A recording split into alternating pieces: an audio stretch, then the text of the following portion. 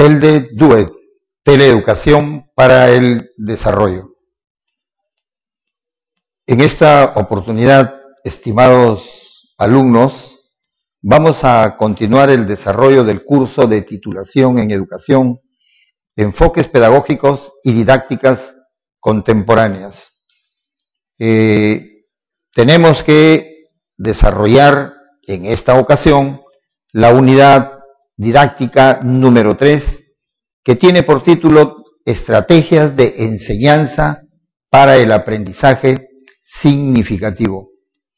Como subtemas de esta unidad vamos a explicar, en primer lugar, la teoría del aprendizaje significativo de este psicólogo norteamericano, David Ausubel, y en segundo lugar, vamos a reseñar las principales estrategias de enseñanza para el aprendizaje significativo que se sustentan justamente en la teoría del aprendizaje significativo de Ausubel, dejando claramente definido que las estrategias de enseñanza para el aprendizaje significativo forman parte del repertorio de estrategias que son explicadas por este autor mexicano, Díaz Barriga. Pues bien, vamos a iniciar entonces la primera parte de la unidad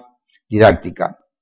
Como ustedes podrán observar a través de la diapositiva que tienen frente a ustedes, en David Paul Ausubel, en un libro que se ha hecho famoso, es denominado Psicología Educativa, elaborado en colaboración con otros personajes también conocidos, entre ellos Novak, que es el autor, el creador de los mapas conceptuales, nos dice realmente lo siguiente, esta expresión, esta frase también que se difunde a través de todos los países en donde las instituciones se dedican a la educación. Está el resumen, porque él esta expresión la coloca al inicio de su libro. Y dice él, si tuviese que reducir toda la psicología educativa a un solo principio, enunciaría este. El factor más importante que influye en el aprendizaje es lo que el alumno ya sabe. Averígüese esto y enséñese consecuentemente. Fíjense, la fórmula es completamente sencilla. La teoría de Ausubel considera que es necesario que el estudiante de cualquier nivel, de nivel superior o básico, técnico, etcétera, cuando inicia el aprendizaje y el estudio de algún conocimiento que es nuevo para él, necesita necesariamente como herramienta que le va a facilitar el entendimiento y la comprensión del tema, de lo nuevo, necesita tener conocimientos previos que estén directamente relacionados con el nuevo conocimiento. Los argentinos le dicen, es necesario que el estudiante tenga imanes en donde pueda anclar el nuevo conocimiento. Y en esto resume pues en esto se resume realmente toda la teoría, que aquí en el Perú nuestros profesores antiguos seguramente no escribieron sobre este principio, pero ellos nos decían, cuando un estudiante es que no comprende o no aprende, es porque no tiene base. Así lo decían. Lamentablemente en el Perú, pues nuestros profesores no hicieron investigación, pero por la práctica, por la experiencia, ellos conocían de este principio.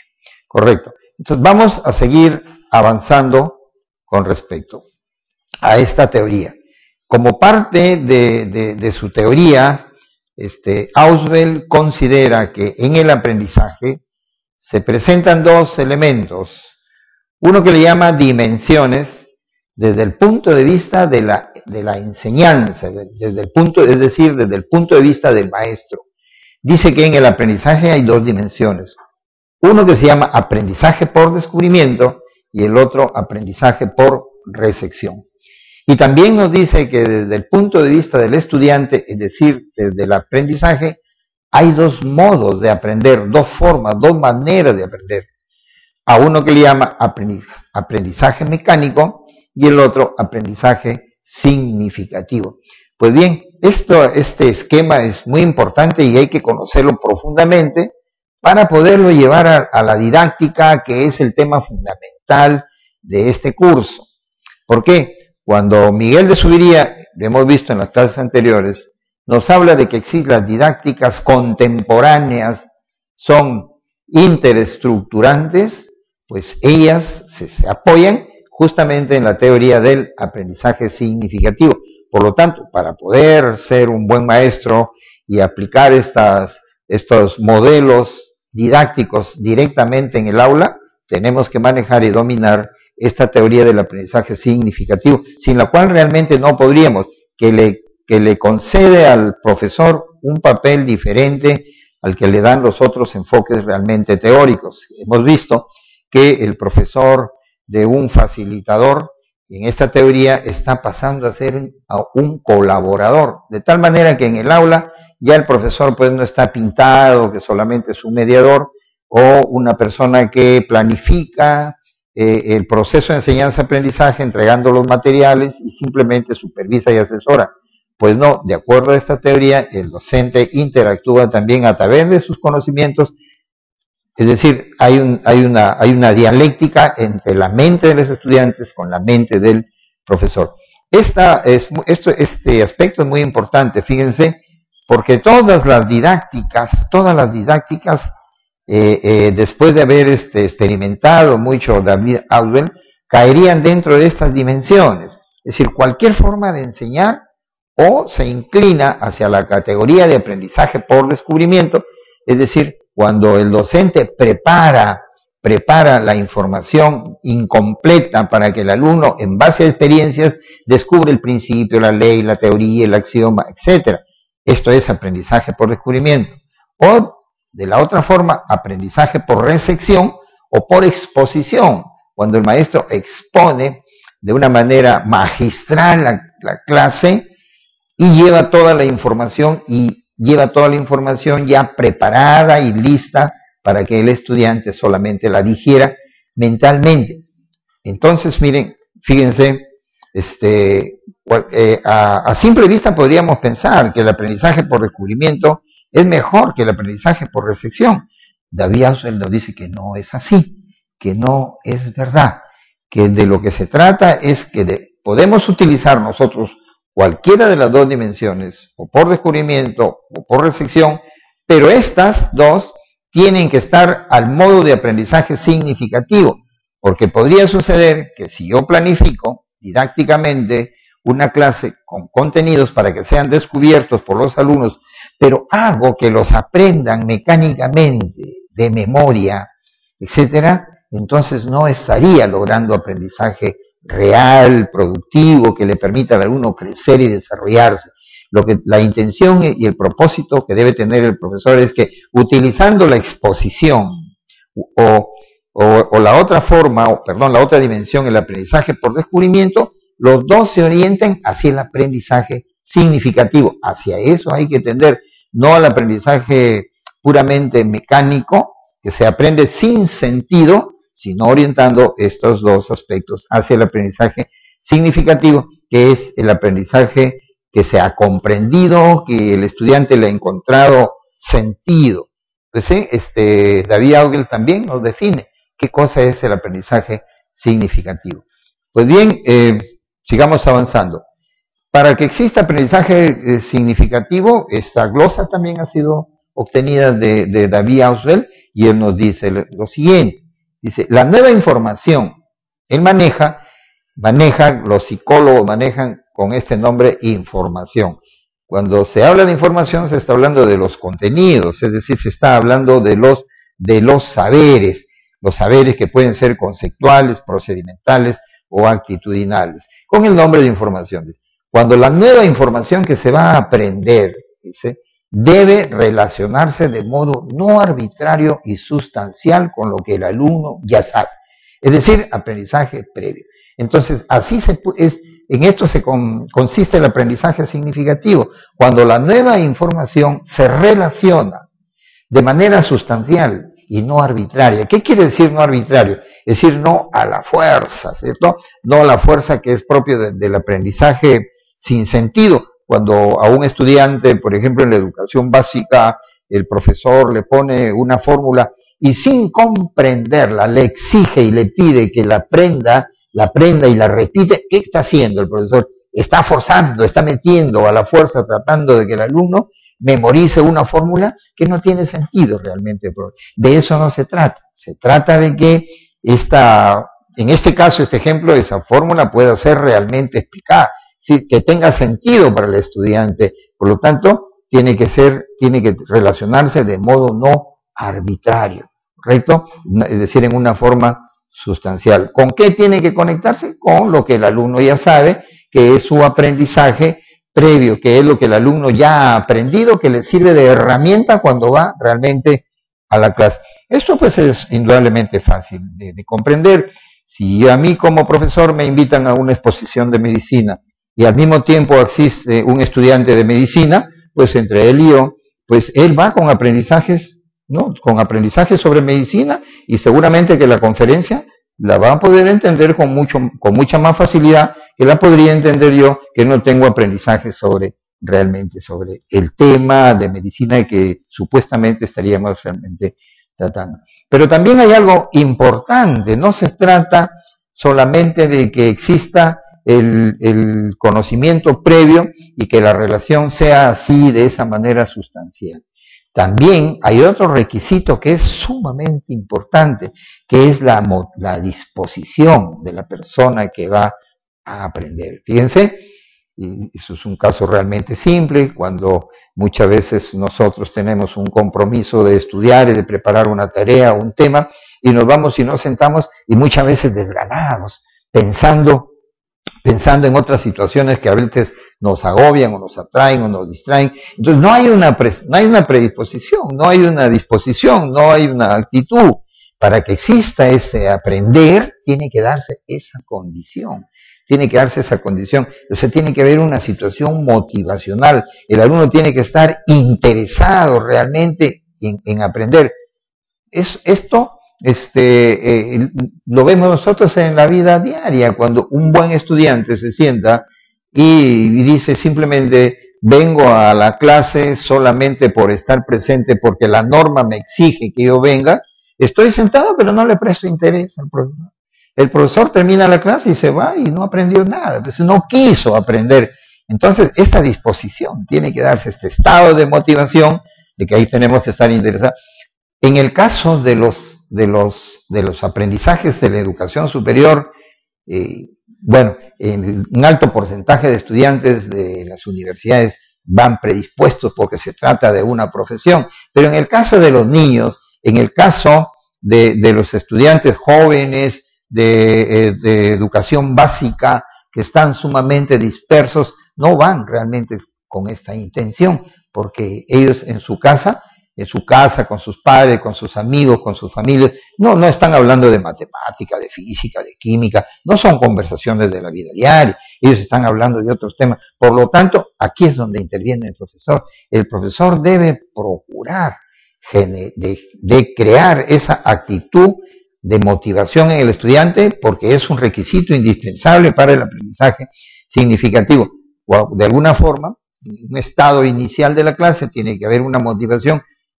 Al comienzo una motivación forzada, externa, como se le llama, ¿cierto?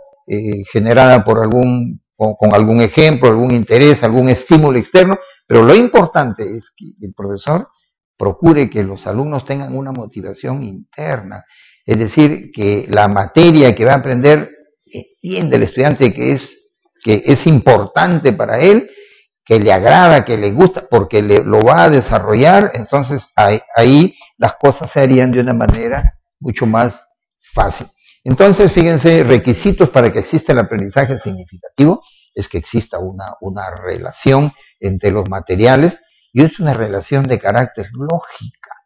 David Alden trabaja mucho con la lógica, es decir, que los conceptos están organizados en clases y subclases, etcétera. Para esto, pues, para que ustedes puedan entender también el aprendizaje significativo, sería muy importante que revisen, que saquen de la biblioteca, seguramente donde tienen guardado su libro de lógica que se lleva en el curso de quinto año de secundaria. Esa lógica nos va a servir mucho para aprender esta teoría del aprendizaje significativo de David Ausubel. Pues bien, David Ausubel nos habla pues aquí de los tipos de significación. Entonces habrán dos tipos de significación: significado lógico del material y significado psicológico del alumno. El significado lógico del material, cuando hablamos de material no estamos hablando de papel, de equipos, estamos hablando de los contenidos, estamos hablando de la información. La información que el alumno aprende en la clase, que aprendo yo también realmente en mis clases, son teorías, son conceptos, son principios, son leyes, son axiomas. Eso es el material. Se le llama así material porque sirve de materia a la mente. La mente trabaja con material. Es un concepto muy antiguo que viene desde la época de los griegos, material. Las asignaturas se le llaman materiales, materias, porque se pensaban que eran los materiales con los que el cerebro, o sea, nuestra mente, trabaja. Entonces, este material, o sea, esta información, tiene que cumplir con estos requisitos. Tiene que haber una relación no arbitraria. ¿Con quién? Con el aprendizaje previo. No arbitraria, no forzosa, ¿cierto? Etcétera. Tiene que haber una relación importante entre esto, sustancial, no superficial. Y para eso se requiere que esté bien organizado. El material organizado básicamente utilizando principios de carácter lógico. Por ejemplo, podría poner, cuando ustedes ven un libro, ¿cierto? Y se van al índice, ¿qué cosa es un índice? Esa es una estructura de conocimientos que están ahí organizados, siguiendo criterios lógicos, claro, de lo simple a lo complejo, ¿cierto? De lo particular a lo general. Es decir, es el principio de la organización científica de los conocimientos. Por lo tanto, el docente, tiene que organizar su conocimiento, los materiales, y tiene que estar pensando en lo que el alumno tiene de conocimientos o de información en el cerebro, en ese archivo, que son las estructuras mentales, para que pueda existir esa relación. Entonces, el papel del profesor aquí es soldar, es un soldador. Yo voy a soldar lo que el estudiante tiene de información en la mente con la nueva información que va a trabajar en la clase. Mi trabajo es ese. A través de estrategias, de metodologías, voy logrando ese trabajo de enganchar el material nuevo con el material que el estudiante tiene. Pero también tiene que haber este aspecto que se llama el significado psicológico, que está dado pues por la disposición y la actitud. ¿Qué es una actitud? Es una tendencia que tenemos todas las personas hacia las cosas del entorno y hacia nosotros mismos también. Por lo tanto, es muy importante que todo lo que el estudiante, claro, rechaza. Es posible que un estudiante, por ejemplo, no se dé el significado psicológico si ha tenido una mala experiencia en cursos como, por ejemplo, de la matemática, en donde los niños y los jóvenes a veces van con una actitud ya de rechazo a la asignatura, ¿no? Pues salieron desaprobados porque no lo entienden, porque la sociedad ha convertido esta asignatura pues en algo sumamente difícil, para el cual solamente algunos estudiantes privilegiados pueden entender. Entonces ya no hay una actitud, ya no tiene un significado psicológico y el aprendizaje puede fallar en este sentido. Pues bien, ¿qué ventajas tiene? Se han hecho estudios sobre la aplicación de las diversas teorías del aprendizaje, algunas de ellas que ya hemos revisado, y se descubre que si aplicamos didácticas con la teoría del aprendizaje significativo, vamos a obtener beneficios muy importantes para el estudiante, ¿cierto? En primer lugar, la relación es más duradera.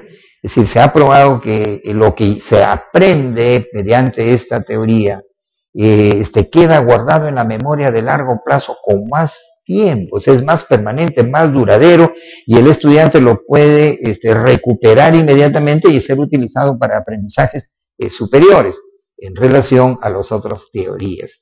Le permite crecer en su estructura de conocimientos que le sirve de base para seguir madurando, desarrollándose y obtener y adquirir y aprender conocimientos mucho más complejos, ¿cierto?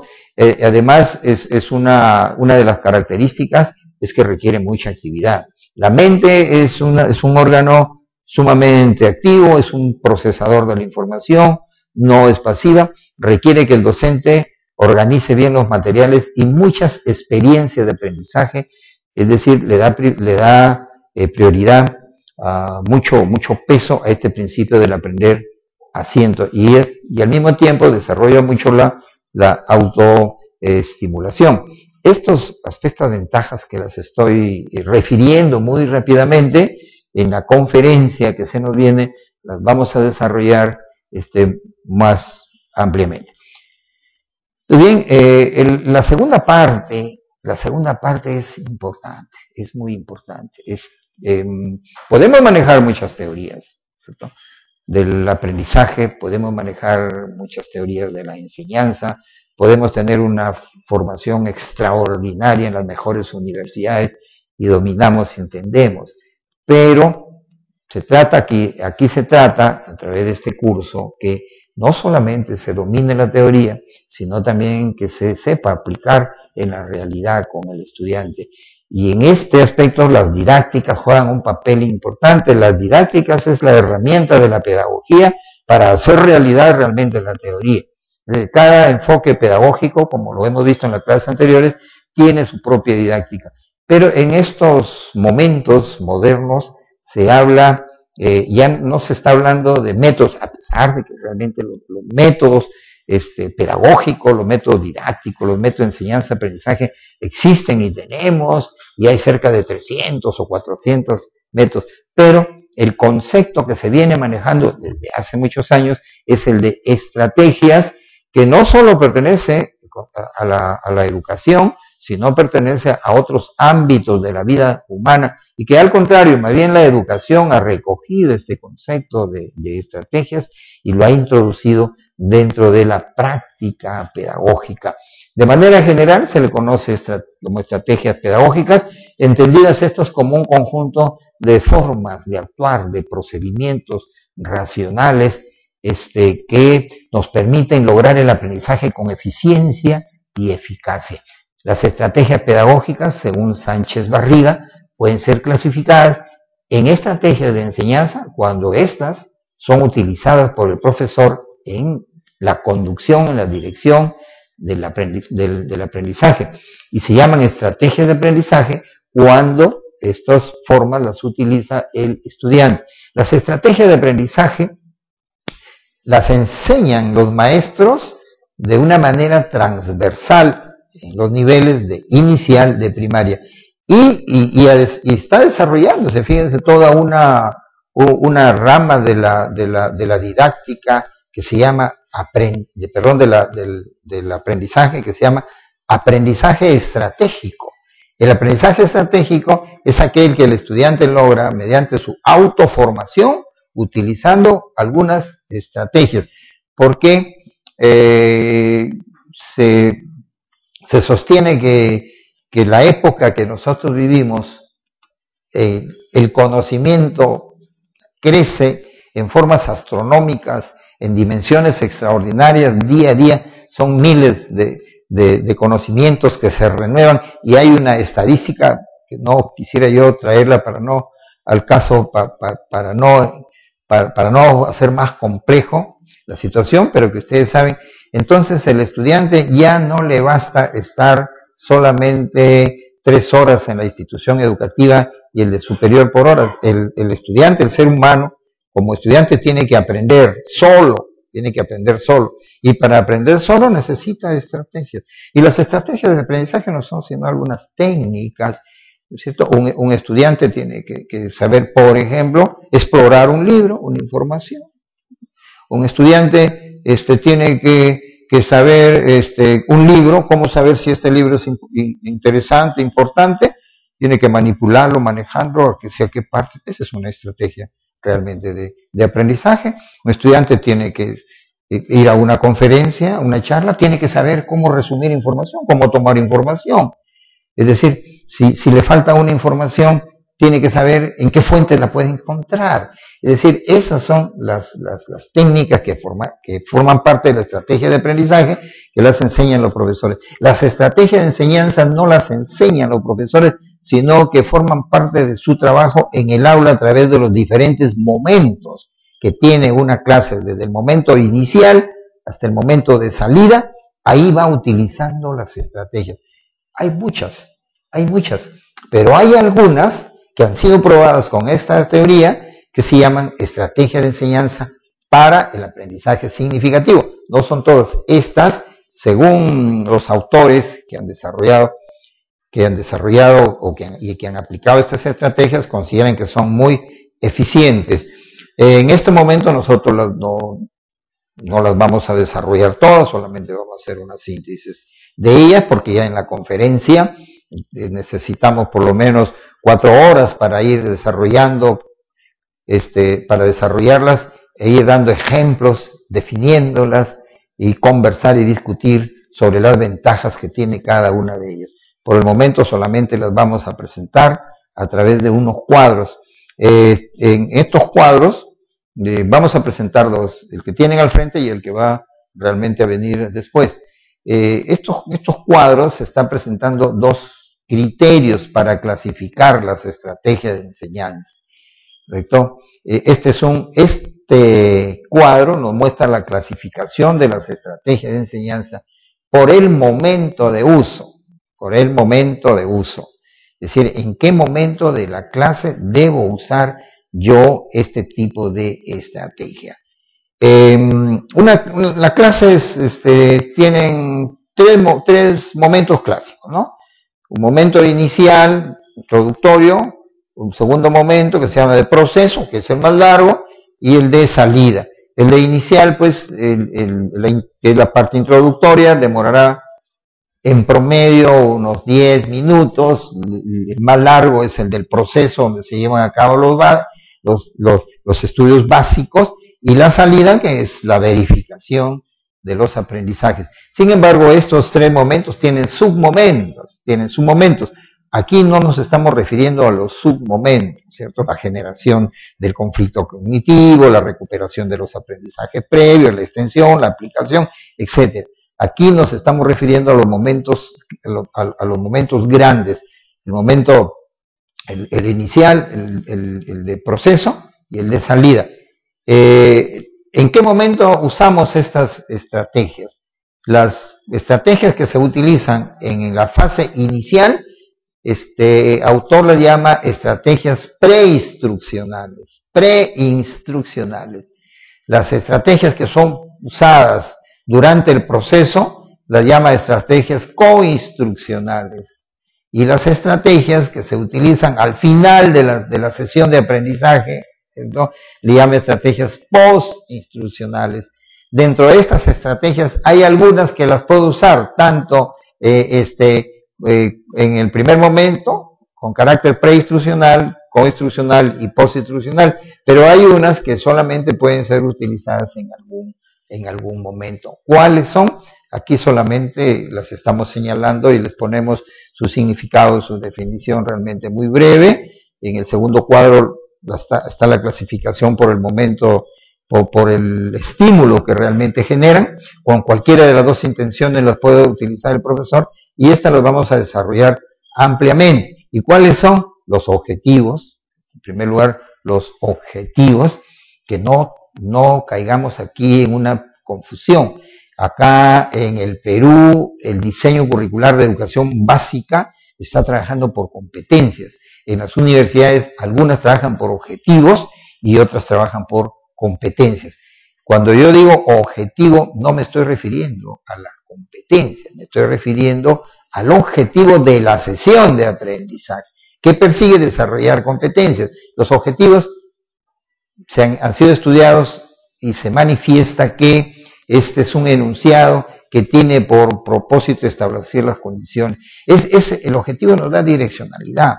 Es como cuando alguien ingresa a un trabajo y su jefe, la instancia superior, le dice, usted ha venido aquí para hacer tal cosa. Ese es el objetivo. Usted no puede hacer cosas diferentes, usted tiene que hacer esto. En las sesiones de aprendizaje, pues es así también. En la sesión de aprendizaje se va a perseguir, tiene un objetivo. Y esto sirve de guía. No permite que se desalinee, que el estudiante o el docente se vayan hacia otros temas, dejando de lado el objetivo general de la sesión. Entonces, fíjense, hay estudios incluso más allá de una estrategia de aprendizaje, sino que los objetivos se consideran que son importantes hasta en la vida.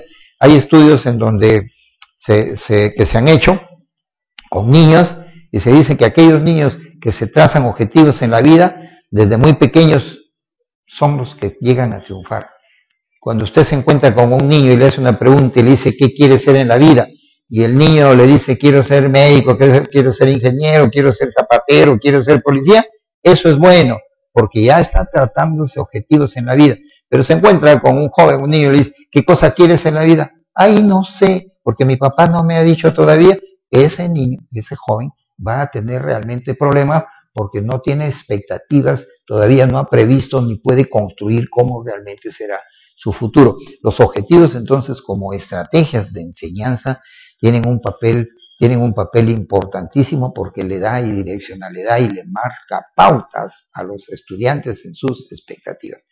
El resumen, que todos sabemos que es una síntesis, una abstracción de los temas desarrollados, es una estrategia postinstruccional, ¿no? Cuando algún docente en su clase termina la clase, necesita hacer una verificación o la puede hacer a través del estudiante o la hace el profesor. Como estas son de enseñanza, el docente al finalizar la clase sintetiza y permite que los estudiantes fijen en la mente lo básico, porque cuando se está trabajando un tema, mucha información no es muy relevante, y la información relevante a veces es poquísima, y el resto son adornos. Cuando uno lee pues un libro, subraya 3 o 4 conceptos que son claves o básicos. Cuando a uno le piden que elabore una tesis, en el astra le dice ponga usted las palabras claves.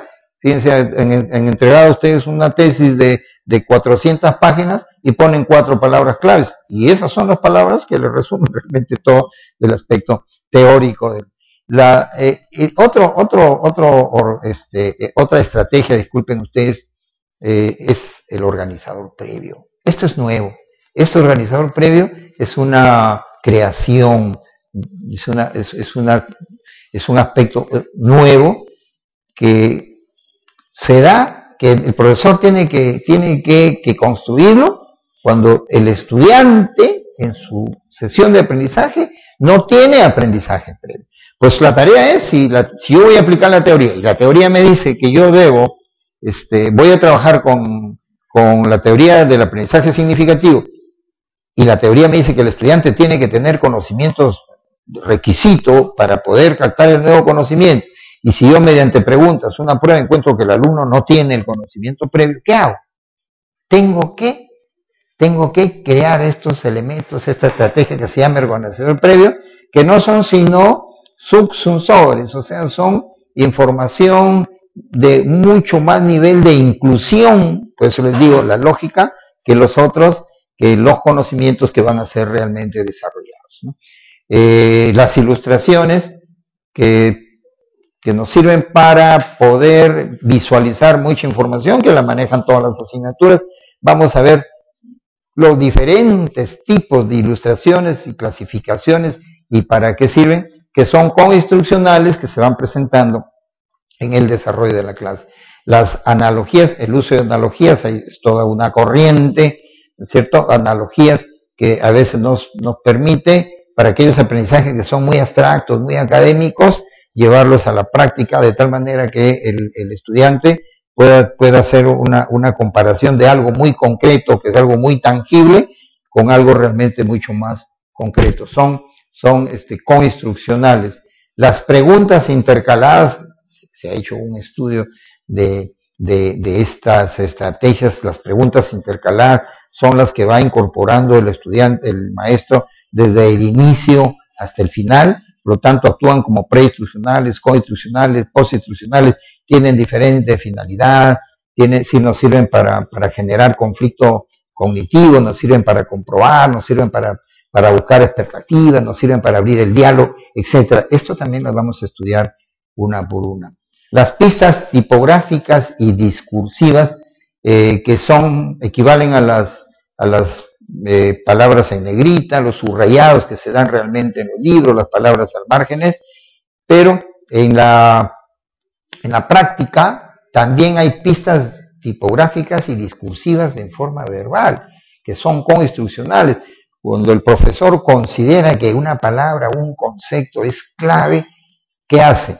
Lo subraya, pues, lo resalta así, con plumón, pero lo hace de manera verbal. Cuando el profesor dice, no se olviden de esto, porque este aspecto es vital y es importante, por tal razón.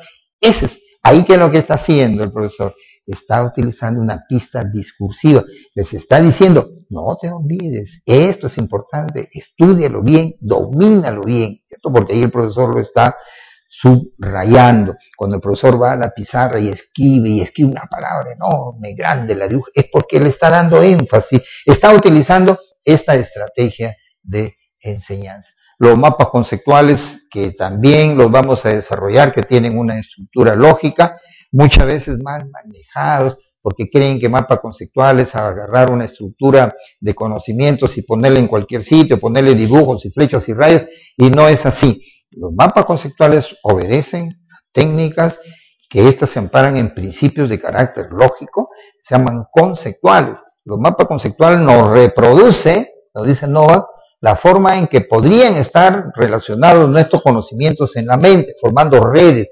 Y el mapa conceptual es justamente, es una red de conceptos que nos tiene que permitir visualizar. Puede ser utilizada como una estrategia coinstruccional, postinstruccional. Y el uso de estructuras textuales, que básicamente son estrategias escritas, que las vamos a trabajar no en esta sesión de aprendizaje, sino en la siguiente, por la amplitud realmente que tiene. Y a continuación, estas mismas estrategias, pero desde otro punto de vista. Las estrategias de enseñanza que ustedes las tienen en la columna del lado izquierdo de su mano derecha, mirándole frente, y en la columna de la izquierda está el proceso cognitivo elicitado. Elicitado quiere decir estimular. Es decir, cuando yo quiero, por ejemplo, activar los conocimientos previos de los estudiantes, cuando yo deseo orientar y mantener la atención, cuando yo deseo mejorar la organización interna de la información o potenciar el enlace entre los conocimientos tal y conforme está descrito ahí, voy utilizando las estrategias que están al costado. Para esto me sirven, o sea, no solamente se pueden utilizar en un momento determinado, como lo habíamos explicado anteriormente, sino también para estimular un determinado proceso cognitivo. O sea, los procesos realmente cognitivos, que son los que en este momento de la educación realmente nos interesa, promover el desarrollo de procesos cognitivos a través de las operaciones mentales. Pues bien, hasta aquí nosotros vamos a llegar a través de esta explicación, y no se olviden que también, como todas las semanas, hay un trabajo que en este curso le estamos llamando misión, que hay que cumplir como buenos estudiantes y como buenos soldados. Ahí están las fechas en la guía las que deben ser remitidas a mi correo, y yo pues darme el trabajo de leerlas para ponerle su nota. Pues bien, entonces hasta aquí hemos llegado y les doy las gracias.